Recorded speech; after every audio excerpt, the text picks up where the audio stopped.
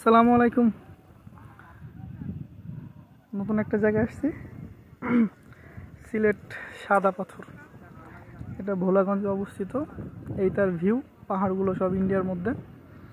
আর এখানে পানি থাকে, তখন দেখতে অনেক সুন্দর লাগে।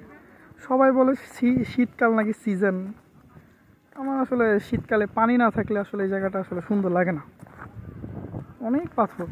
আর ওইখান থেকে হয়তো জুম করলে দেখা যাবে ওইখানে যে ইন্ডিয়ার এরা সব মানুষজন বাস করে। এই যে দেখা যাচ্ছে বাড়ি ঘরগুলো, ওইখানে সবাই বসবাস করে।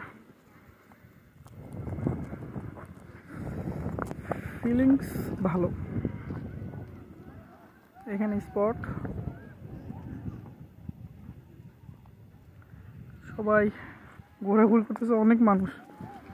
আমার আসলে মানুষের মধ্যে যাইতে ভালো লাগে না, আমার একা একাই ঘুরতে ভালো লাগে, তাই একা একাই ঘুরতেছি।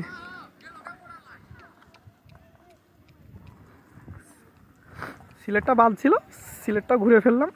ব্লগ আস্তে আস্তে দিব। আজকে সাদা পত্রটা দিতেছি, কালকে রাতারকুল দিব, পরশুদিন চা বাগান দিব। একটা একটা করে ব্লগ আসতেই থাকবে। শুরু যখন হয়েছে এখন থেকে আর শেষ হবে না। এগুলো হচ্ছে জীবনের স্মৃতি হিসাবে থেকে যাবে আমার।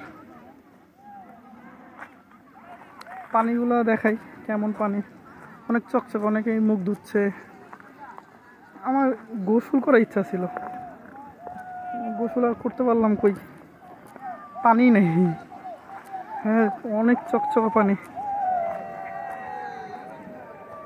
দেখাই, কাছে যাই।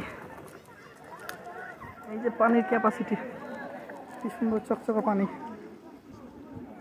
সবাই ছবি তুলতেছে, অনেক পর্যটন আসছে। পর্যটন না, পর্যটক। আসলে পানি না থাকলে এই জায়গা সুন্দর না। আরো অনেক পানি থাকবে, পানি আসবে। এগুলো সব মেঘালয়ের পানি। এই নদী ধরে চলে গেলে মেঘালয় যাওয়া যাবে।